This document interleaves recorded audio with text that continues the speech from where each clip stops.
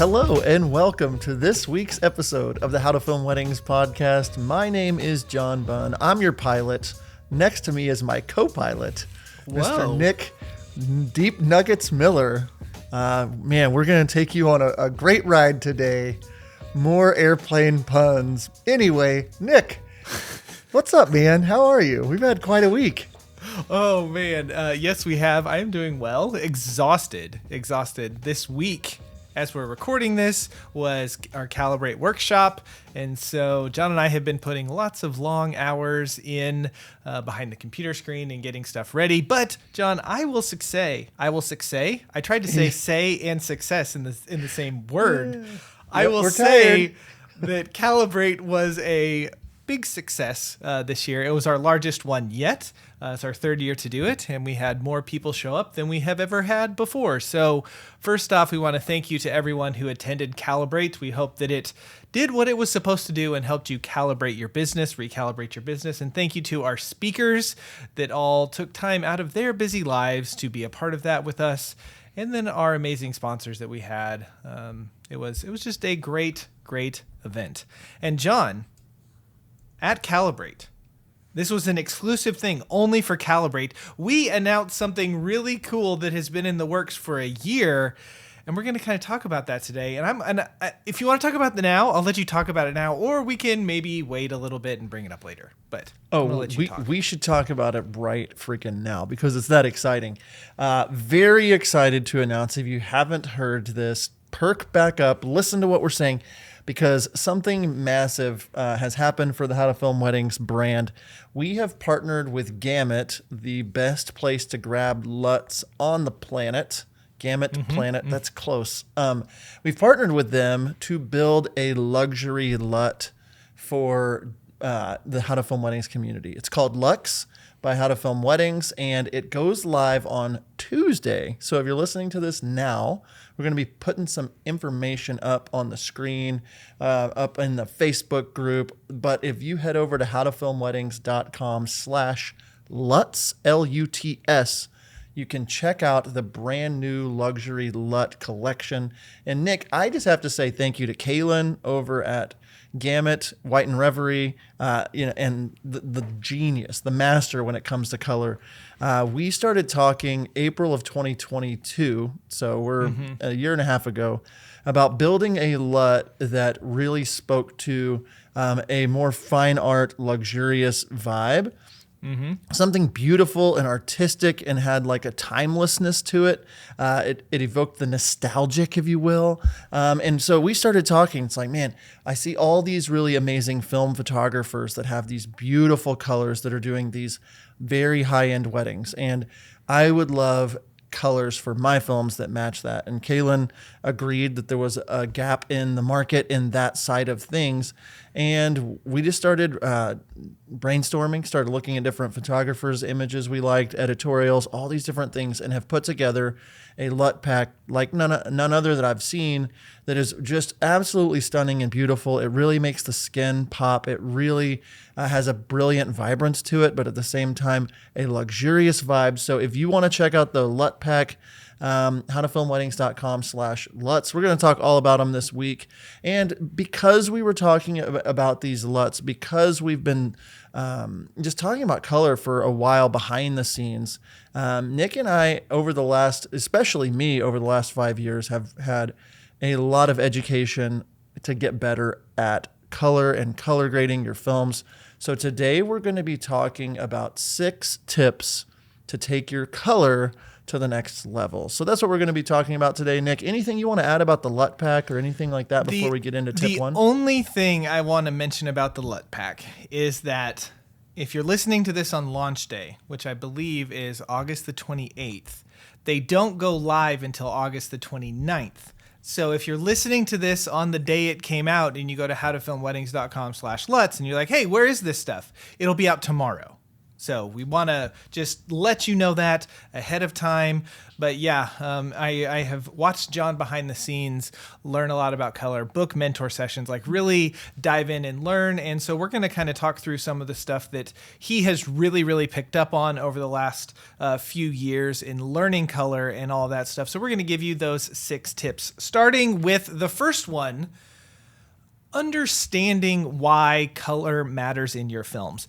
There's so many of us that we watch someone's work and I think we say, man, that looks beautiful, I want that. But, a film that is filmed in the Pacific Northwest is going to have probably more of a darker, moodier vibe if it's filmed in the forest. But if you live in the plains of Kansas, like that color, you might like it, but it might not translate to the type of work that you are doing. And so you really need to ask yourself, what type of color fits my brand and this type of stuff that I do? And also, what am I attracted to? Just because I am attracted to a certain type of color or a look in a film, that doesn't mean that it's going to necessarily translate over to the type of work that I am doing based on the type of stuff that I'm doing. Like John, he said that he likes the look of my films and how my wife colors them and how they look.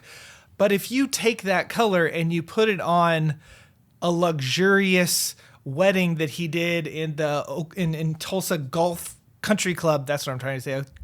Tulsa Country Club, man, oh boy. That stuff might not translate over very well. And it might actually hurt the brand that he is doing rather than elevate it. So John, what do you have to say about understanding the color for your films with what you're putting out there?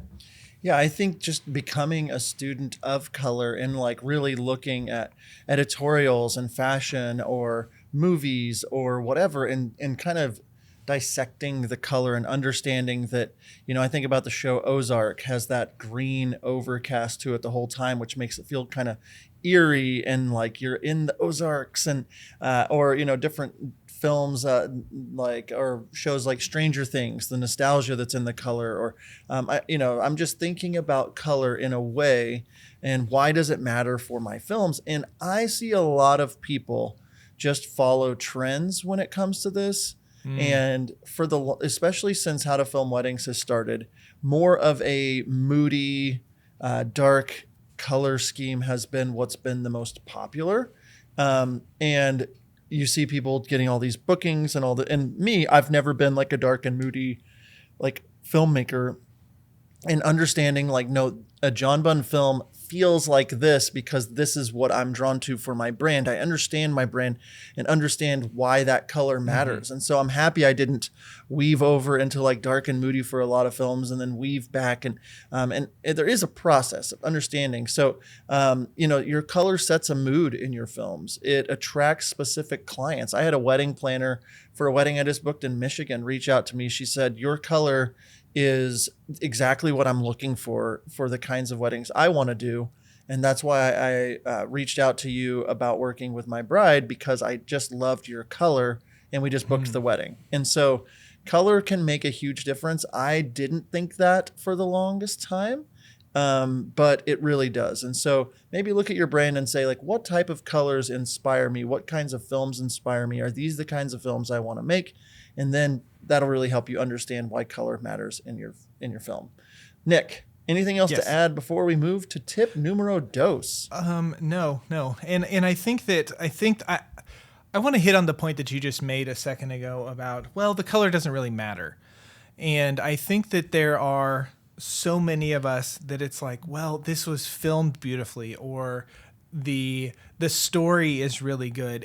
And yes, like if you have these other things other than color, like nailed down, you can sell a lot and you can sell for high prices, especially if you are a good salesman. You can do those things.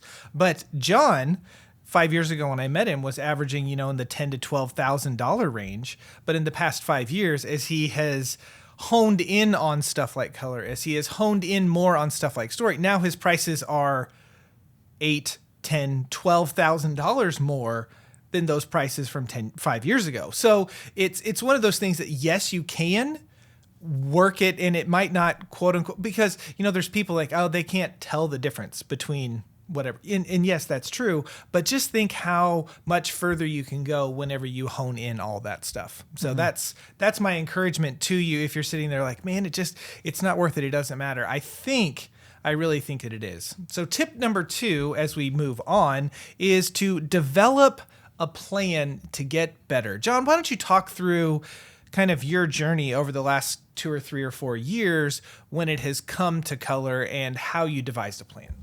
Yeah, I don't know about you if you're listening out there, especially if color is one of those topics where you're just like, like to me, it was always just like, I'm getting 10 grand for wedding films. Auto white balance is enough. Color's fine. I never paid attention to the light in the room. I never paid attention to much. I just went in, filmed what I got, and I said, I want to film real life, whatever happened. So it is what it is. If there's nasty color in the room, that's what I'm filming just because or whatever. But developing that plan to get better, it really took me about 24 months of work to get to a place where I felt like I was comfortable with color. And we'll get into some of the details of that plan in the next few points.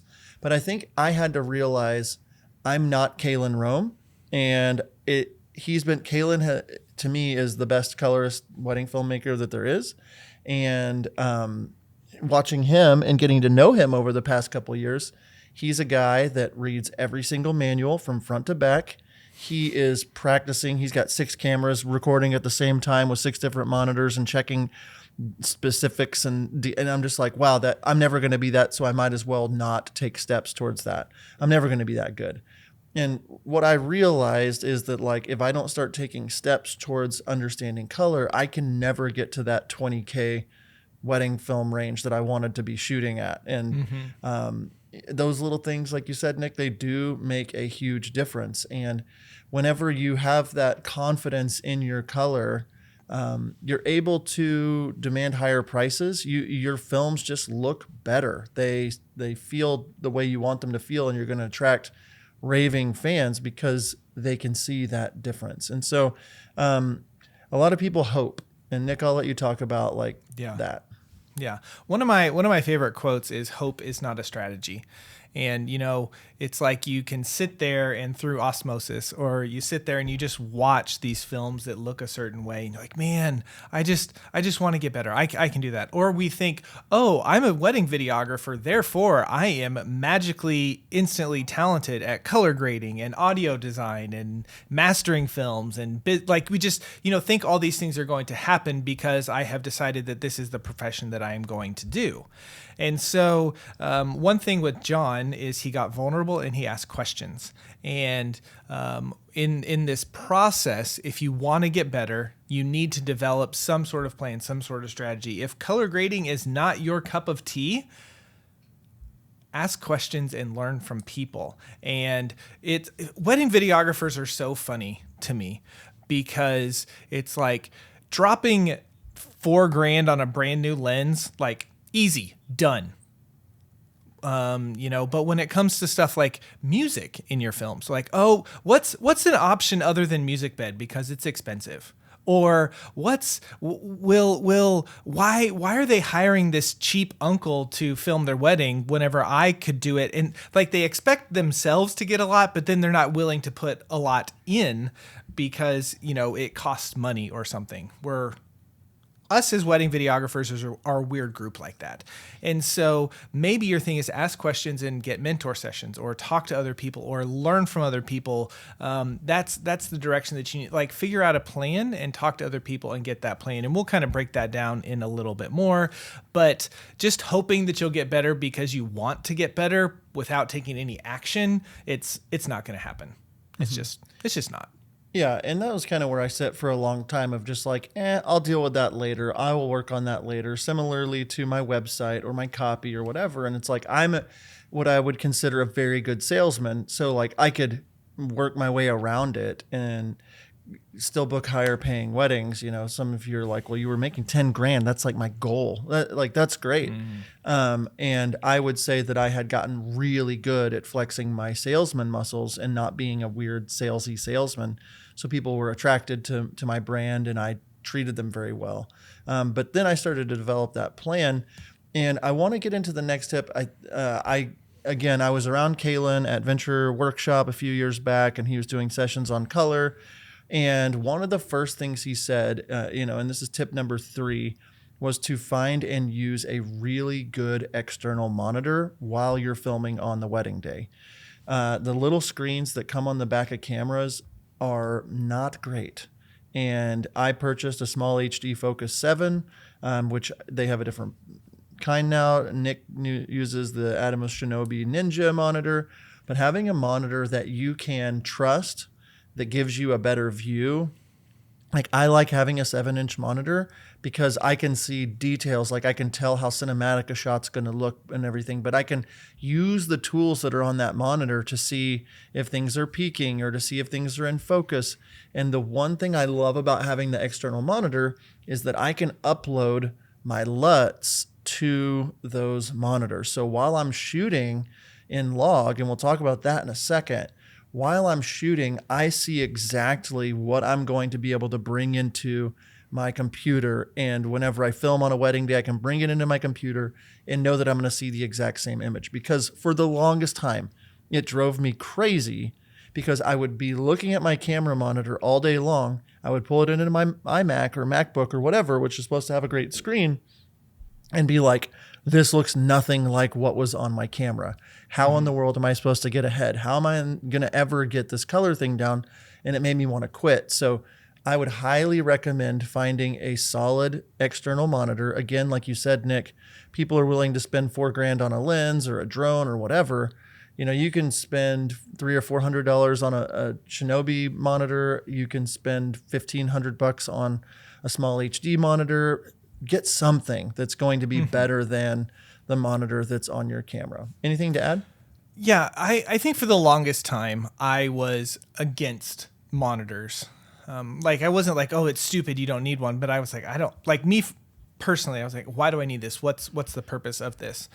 And because I just thought the only real reason that it served was to make the image that's on your little LCD screen bigger. Like that was it. And I was like, why? I mean, I can see it and then it looks, I mean, what I'm transferring from my camera to my screen, it looks like what it did in the sense of this was what was exposed for. And this is, that kind of thing. But the advantages of it, one, it's like, I talk about people like this all the time. They're like miking the bride. Like, I don't mic the bride. Miking the groom is good enough. And I'm like, yeah, it's good enough until you have a problem when it's not. And then, you wish that you would have done that. And I think that that's the mentality that I had with an external monitor was the back of it's fine. It's good enough. It works. It's fine. It's good enough. But then when I got one and I started using it, I was like, oh, I get it. I see it. And one of the downfalls of the back of the LCD screen is there's lots of stuff on that screen. You have the audio. You can put waveforms on a lot of cameras. You can, it says what frame rate you're shooting. There's lots of information on that little screen. And so your image can kind of get muddied, or you film something and you didn't see your tripod in the bottom right corner because you had the waveform audio over it, or something like that. And with how I have it set up is I actually use both screens on my FX3. The camera screen, I just have all that information, and then the big one is just blank. So it's like the clean feed, what it's going to look like, and that has helped me. It also can do something like false color. If you struggle with exposure, that's what false color does. And it lets you know that this part is overexposed, this part is underexposed, and it helps you nail that exposure. You can, like John was saying, if you're shooting in specifically log, you can upload your LUTs to it so you can actually see what the final image is going to probably look like or be very, very close to. Anyway, after using an external monitor, I will never go back to not using one. Mm-hmm. That's kind of my say on that. There's so many tools, like you were saying. There's false color. One of my favorite ones on my monitor, I have it set to focus assist. Mm-hmm. So if something is in focus, there's like a little red line around it. Mm-hmm. And so like if I'm at a ceremony and it's bright out or whatever, even if I've got like a hood on the monitor, like being able to know something's in focus, being able to know something is in, underexposed, overexposed, and being able to see it in such a way where it's clean. There's not waveforms covering up a little thing, a little exit sign that you didn't want in the film, or a little tripod or whatever. All those things, we're talking about color today, help you to see exactly what you're going to get. And that's, I think, really starting out. We talked about understanding why it matters for your film, understanding the kind of color you want in your film, and then putting an actual plan together to get better, taking steps. And then the third point we just made, using an external monitor. We've got 3 more bullet points to talk about. We're going to get into some of the things about how to actually make the color better in your wedding films. And we're going to do that right after this break. If you are like most wedding filmmakers, you are constantly fighting against being completely overwhelmed from your backlog. We get it, and that is why we are so excited to bring you howtofilmweddings.com/outsourcing, a brand new place for you to find some of the best editors on the planet to help you get out from under the weight of your backlog. And the best part is we have personally vetted these companies to ensure that you aren't wasting your time finding editors. Whether you are looking for full-blown editors like Wedditor or brideandgroom.video, or if you're just needing someone to cull your films like Wedding Post House, we have a solution for you. So head over to howtofilmweddings.com/outsourcing to check out our curated list of outsourcing experts today. That's howtofilmweddings.com/outsourcing. All right, we are back from break, and the way I said all right sounded weird, but that's okay. Had a little right. But we're back from break, talking 6 tips to take your color to the next level. Nick, we've talked about why color matters, developing a plan, and then using an external monitor, but we've not actually talked about like color itself. And so I want to throw it to you for tip number 4. What do you got? This might hurt some people in the soul a little bit, but it is a belief of mine, and it's one of those things that it has been good enough, or maybe it has worked for you in the past, but this will help you improve, and that is get off of auto white balance. Nick, I know they're gonna turn us off. Yeah. Okay. No, yes. Get off of auto white balance, and the reason why is whenever you are filming, whenever you are creating, the more control that you can have over the image that you are producing, the better. The upside is much greater. That's what I'll say. You might have all the control, but if you don't know what you're doing with the control, then you can mess it up. But if you do know what you are doing, it can definitely elevate the things that you are doing. And so the first one is auto white balance. The biggest reason that I say get off of auto white balance is because it makes color grading a lot more difficult on the back end. With auto white balance, it's pulling everything in the room, and it's constantly shifting. If you have a camera, like I know on my C100s, there was it showed what the number was, even on auto, what the Kelvin was. And as I'm standing in a room and like a cloud would come by or someone would walk into frame and out, like you could actually see the number of the white balance move up or down depending on what was going on in the room. So now if I want to consistently use that one shot where someone walks across the front, now it makes color grading that shot very, very difficult. If you're on an outdoor ceremony specifically and there's clouds moving and light coming in and out, like it's going to make grading that footage very, very difficult. And so I think the biggest reason you should get off of auto white balance is to help you on the back end. And so, John, why don't you talk a little bit about how would you go about learning auto white balance? Like, would you just show up on a wedding day? It's like, I've only shot auto, so today I'm going to learn Kelvin on the fly. Yeah. I am reluctant in this point on the episode because I think a lot of people, like you said, are like, this is good enough. Like and I don't recommend that you just say, oh, John and Nick said, don't go auto white balance. I have a wedding tomorrow, So yeah, let's just switch it over to Kelvin. Let's do that. It seems like a bad plan, and for me, like you're right, Nick. I shot auto white balance for so long. We've talked about it on the podcast about shooting my first wedding with you, and you asking me like what white balance, and I just said auto, and watching your jaw drop. Like, wait a second, I thought you were charging 10 grand for this film, and feeling the judgment, which is fine, but.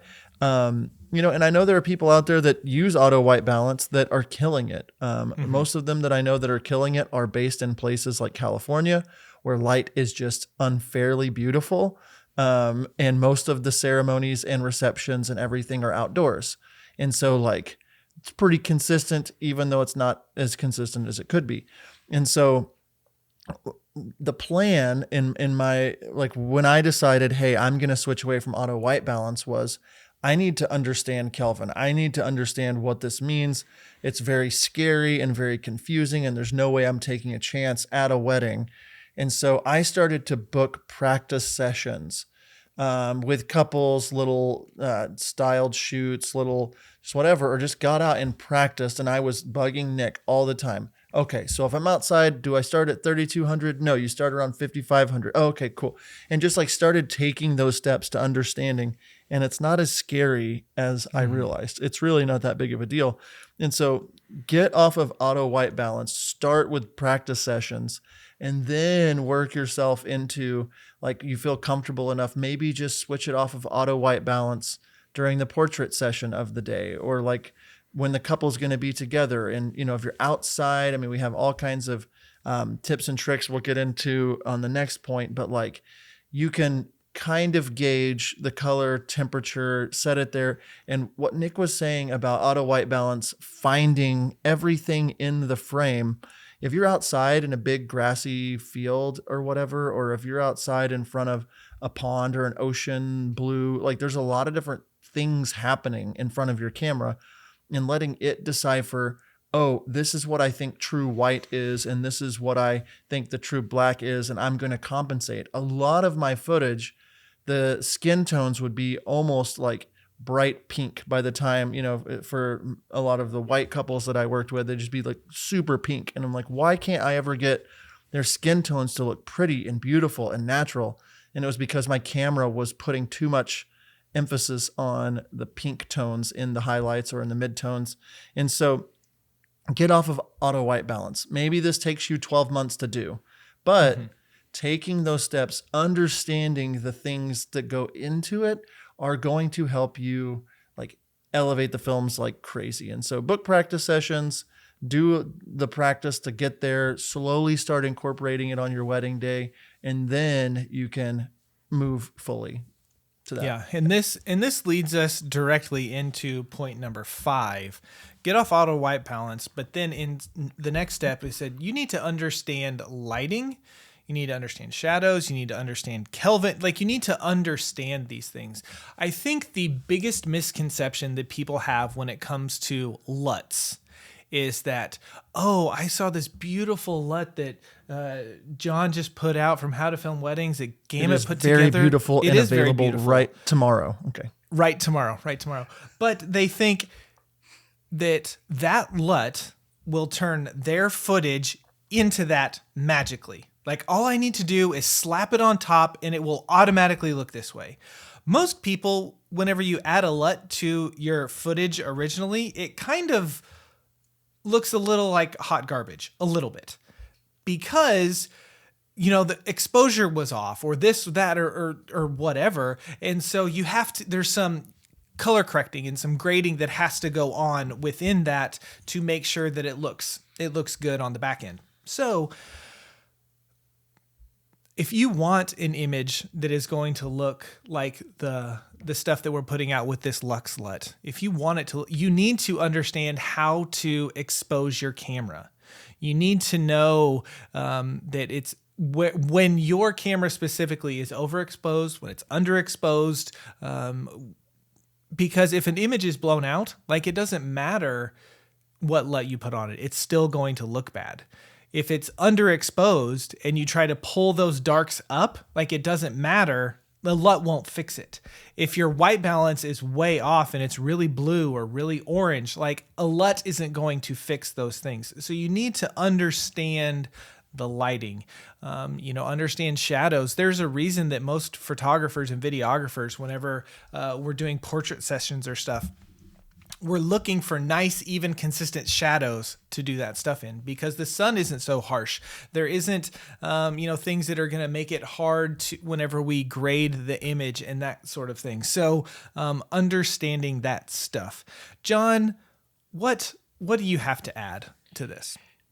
Again, I am a big fan of like finding films, finding photos that I really like the way that they look. I think about one of my friends, Katie Grant. She's a photographer. I worked with her at the Italy wedding that I did.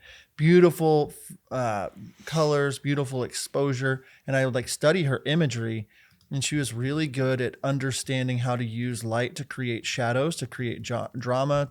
She was shooting into the shadow sides of people's faces whenever she was taking she's a film photographer. And one of the people I sent to Kaylin of like, hey, I love these colors, for our LUT. And understanding that though, like understanding that if you walk into a room and there's an overhead light on, and then there's like a light strip that's like halfway on and flickering on the wall, or there's like fluorescence, that maybe you should turn those off, or maybe you should ask the bride to get ready in a different location, or things like that. Like really understanding it so that you know the rules whenever you're in a room. I did a wedding about a year ago now where the bride was getting ready in a room, and she was in front of a window. There was window light. I was shooting into the shadow sides of the face, and I was just like, something is off. The carpet was brown, the walls were brown, and it was like bouncing light that was brown all over her face. And I was like, I got a shot that would work. But as I was filming, I was confident enough, because I knew the rules, said, hey, Sarah, would you be cool going right out there to this hallway that has this beautiful dark hardwood floor in these beautiful natural window? And we got another shot of her getting ready there. And like understanding these things, light and shadow, helped me to understand if I just move her over there, it's going to look a lot better. She was so happy because she looked way better. Her skin tones were much more even. And so I had to start with this plan, getting off of auto white balance, but like really starting to study what other photographers were doing when I was working with them. One of the photographer friends I was working with was like, can we kill these overhead lights? And then my footage looks so much better. And I was like, oh, duh. Like that was like 6 years ago. And so I picked that up, and then it was like, hey, I saw someone like put their hand in front of light and like turn until they saw the right shadow on it. And it was like, what are you doing? And they're like, well, I like to make sure that there's shadows, on one side of the face or whatever. Understanding those things, understanding Kelvin, like understanding the cooler an image, what does that mean? And looking around rooms and saying, this room is very warm, a reception space at night, you got candlelight, you've got all these, I don't want to put blue daylight looking lights up as a reception light. I need them to match that ambiance. I'm understanding, I'm taking these steps to get, when I'm outside at sunset, like, okay, that feels this way or whatever. And so really diving in and saying, what does it mean, Kelvin? When I put my camera on 3200 Kelvin, what happens? Why is it so blue all of a sudden? What's going on?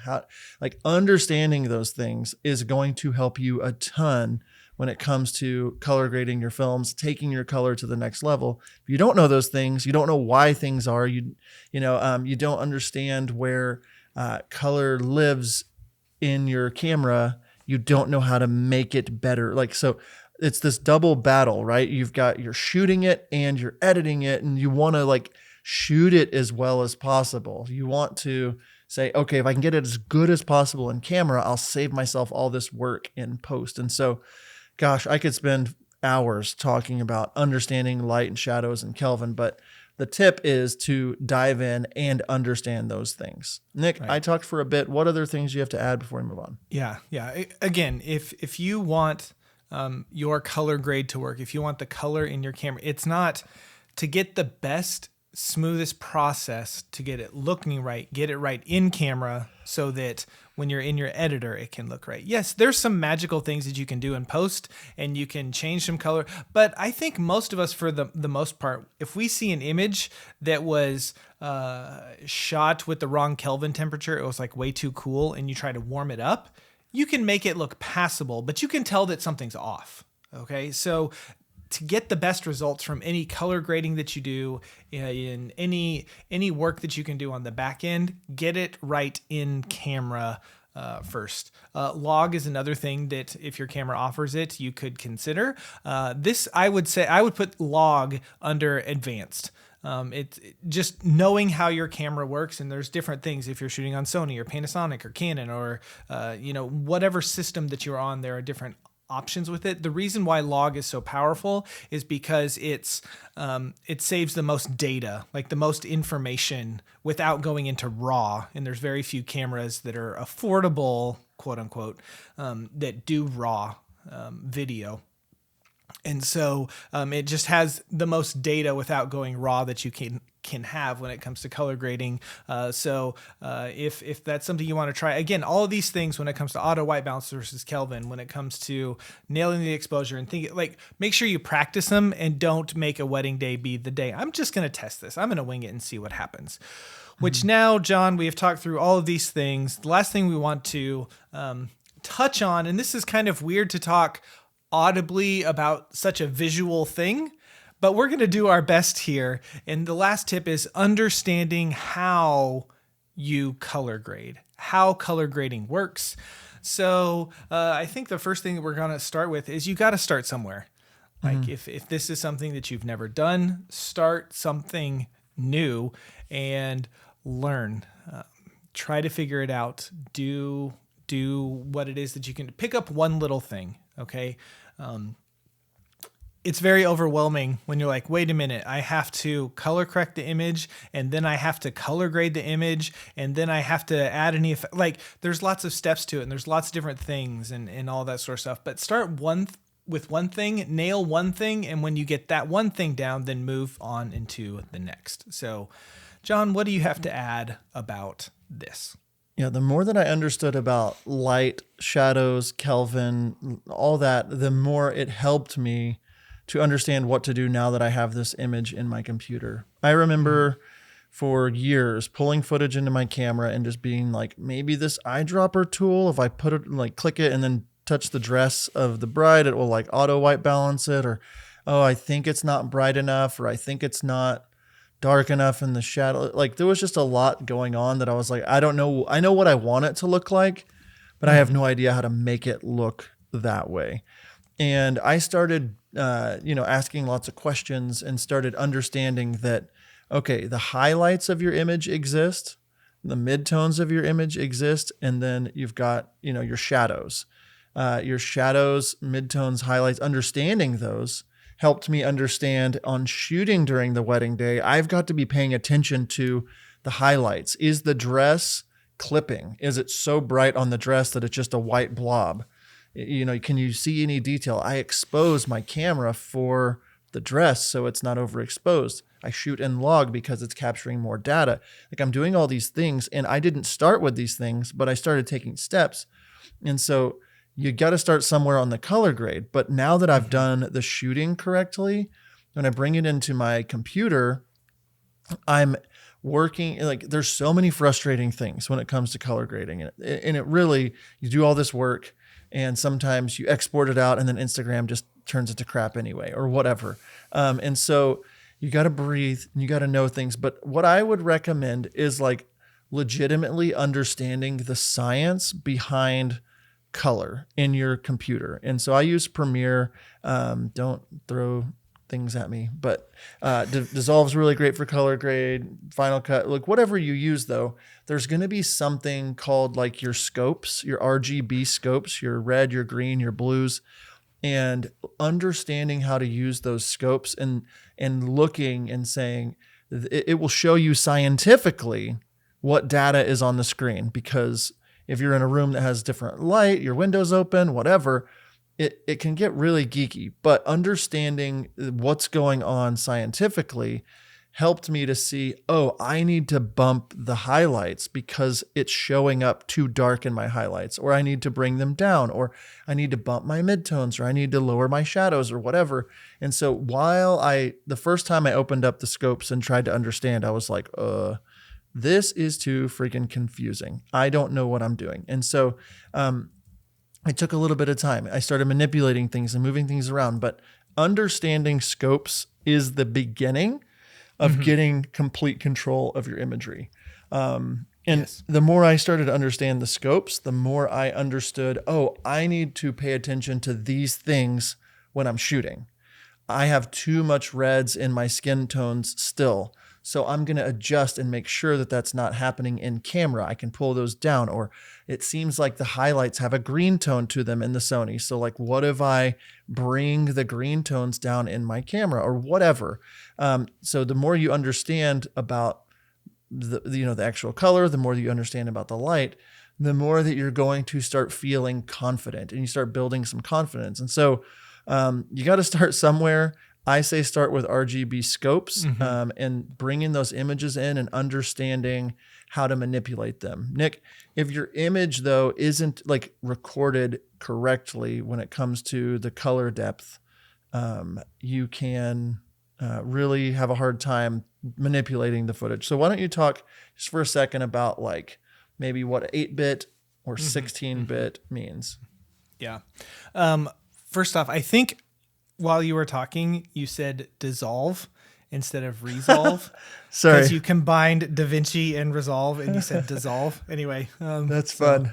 You might not have, but that's what I heard. I probably did. Anyway, I wanted to share this as you were talking about RGB scopes, probably 7 years ago, whenever I was starting to, probably even longer than that actually, and I was kind of learning color. I found this Vimeo video where this guy was like, here, I'm going to show you how to color grade using RGB scopes. And they're just waveforms. And if you like have your scope up and you play your video, like the waveform will move because stuff is like it corresponds together. And he sat down and he's like, okay, I can see here that the blacks are not dark. So I'm going to pull those down. Cause is it the RIE, whatever? RIEs, I think so. Yeah. No, the IREs. There it is. The IREs, that's what it is. You want that at a certain level and at low in the blacks, and then you want it at a certain level high in the whites. And he was just going through and he was moving it. And at the end of the tutorial, he was like, look at this. Here's the difference. And he clicked by it. It looked great. And he goes, by the way, I am red-green colorblind. And he totally color graded this. Now, was he really? Who knows? I don't know. It's the internet. Like, people can say anything. But the fact that he said, I am using just scopes to color this image to make it look how it should look in real life, and I'm colorblind with red-green, which, RGB, that's two of the G and the R. Anyway. Good job. Okay. Anyway, I just wanted to share that. So it's even possible to color grade something without even being able to see the image if you know what you're looking at. It's possible. I wouldn't recommend it, but it's possible. Talking about understanding color and getting images to look how you want them to look and stuff. A big thing now has come out in the last few years when it comes to color in your cameras is 8-bit versus 10-bit. And so you're like, well, it's just 2 bits. Like, what's the difference? Well, in an 8-bit camera, your camera is actually recording the color data, can record up to 16 million colors. You're like, 16 million? Like, that's awesome. That's a lot. 16 million is a lot. It is a lot. But when you jump up to 10-bit, just adding those 2 extra bits, it goes from 16 million to 1 billion with a B. 1 billion. So you're 10xing. Like, how much more? Are we 10x? We're more than that. It's way more than 10. It's way more than 10xing. 64xing. That's what we're doing.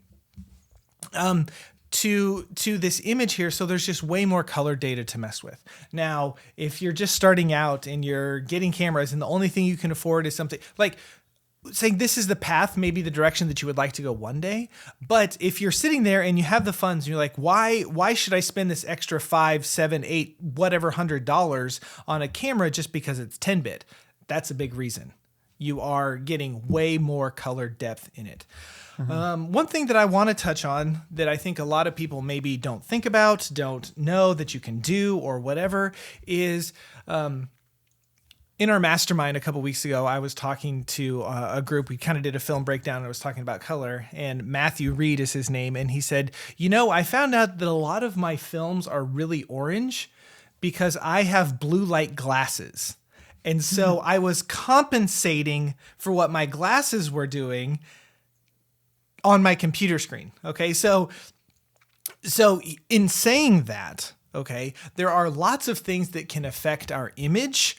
The room, do you have the lights on? Do you not have the lights on? Do you have the window open? Do you not have the window open? How bright is your monitor? The very first thing Jen, whenever she sits down to do, is she gets in a dark room and she makes her computer screen as bright as it will go so she can really see the image. Color calibrating your monitor. And there are a few different devices that you can purchase to actually do this correctly and well. Color calibrating your monitor is going to go a long way in helping you get the right color while you are grading, so that you know that white is actually white. You know that orange with hex number 94237F is actually hex number 94223. I don't know what I just said there, but you get the point. Knowing that the color that you want to display is actually the color, that is a huge deal and will help you get even better color. I want to add too that, again, a lot of times with our podcast, we don't try to go just so deep because we don't want it to be confusing. But it really isn't as intense as we think it is. It's understanding color and shadows.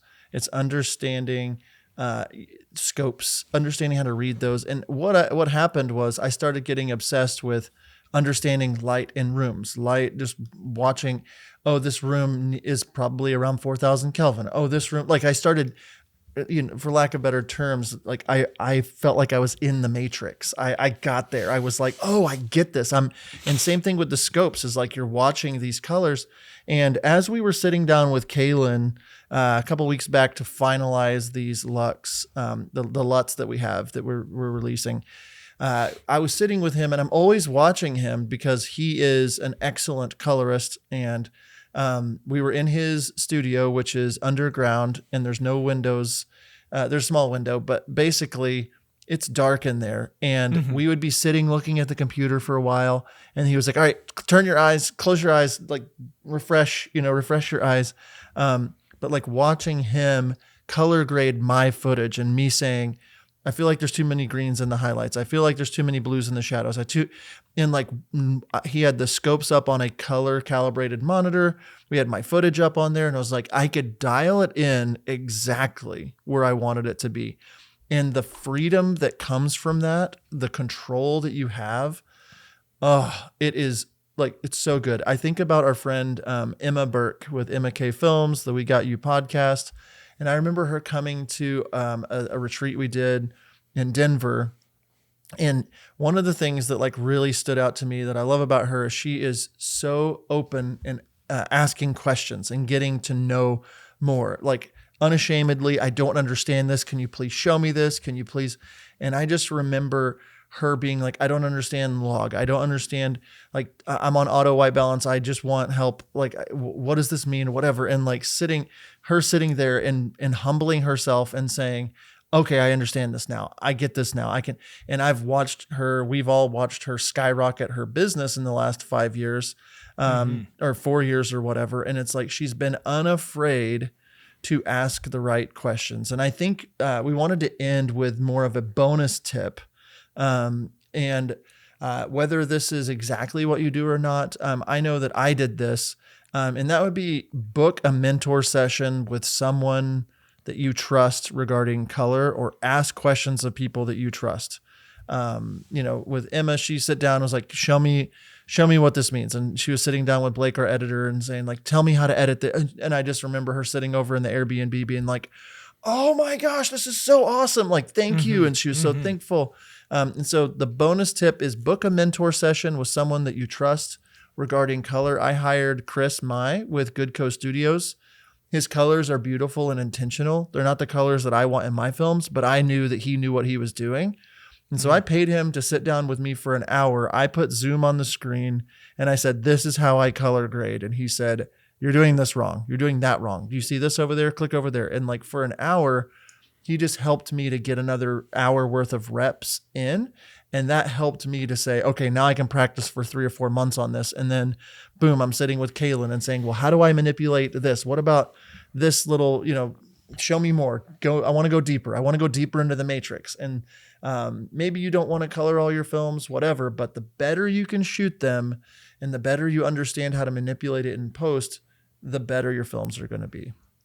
Yes, 100%, 100%. So I think the biggest takeaway from all of this is don't be afraid to ask questions and just continue to know and understand what's going on. If someone is like, what's the one takeaway? What's the one thing that you would recommend to help me get better color? The thing that I would recommend is nailing your color and exposure in camera. Like that is step one. If you want to get better on the post side, it's much easier to grade and color correct an image that is shot correctly and the white balance is correct and it's exposed correctly. That's step one. So if you're struggling with color grading, maybe look at how you're shooting and how can you improve that sort of stuff. So that is my big recommendation that you should to take away for today is just figure out your exposure and your white balance in camera and then move on to the post stuff later. Again, we want to push the brand new Lux by How to Film. I don't know what we're saying. Lux is what they're called.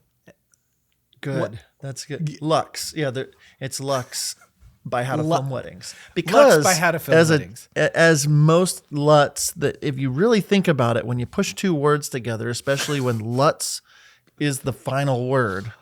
If it ends with an S, it kind of says a inappropriate word. So if you say our LUTs to, LUTs, you just, anyway. I think that's what tripped me up. Anyways, I'm going to start over and say our brand new LUTs, the Lux by How to Film Weddings LUTs, powered by Gamut, created by Gamut, will be released to the public tomorrow as we are launching this episode. And if you would like to check those out, head over to howtofilmweddings.com/LUTs. Now, if you are listening to this and it's today and not tomorrow, but you are worried that you'll forget about it, head over to that site and drop your email in there and we will notify you as soon as they go online tomorrow. Man, this is getting kind of confusing in my head. Anyways, go to howtofilmweddings.com/LUTs. John, today has been a good day. We have talked a lot, but I really think it's been very, very helpful information. Thank you for all the hard work that you have done, not only on yourself and your business and learning those things, but also in getting this new product, this new LUT creative. I know that created. Guys, I am struggling. I'm just at the end of a long week. It's good though, buddy. You're doing great. Just power through. Thanks. You got this. I'm powering through. I'm just trying to say thank you for all the work you've done on yourself and for this pack. Thank you to our friends at Gamut, Kaylin and Levi, who have partnered with us. Thank you guys for pushing this out.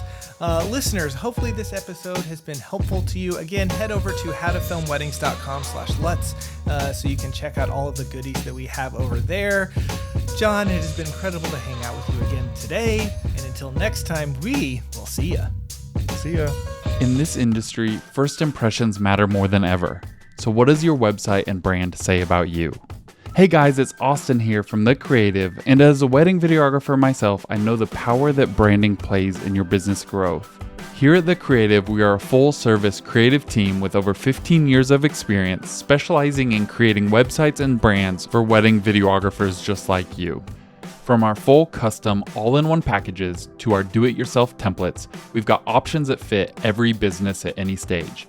You've poured your soul into your business. Now it's time to have a brand that causes couples to say yes before they even get to your contact form. To contact us, go to wearethecreative.studio.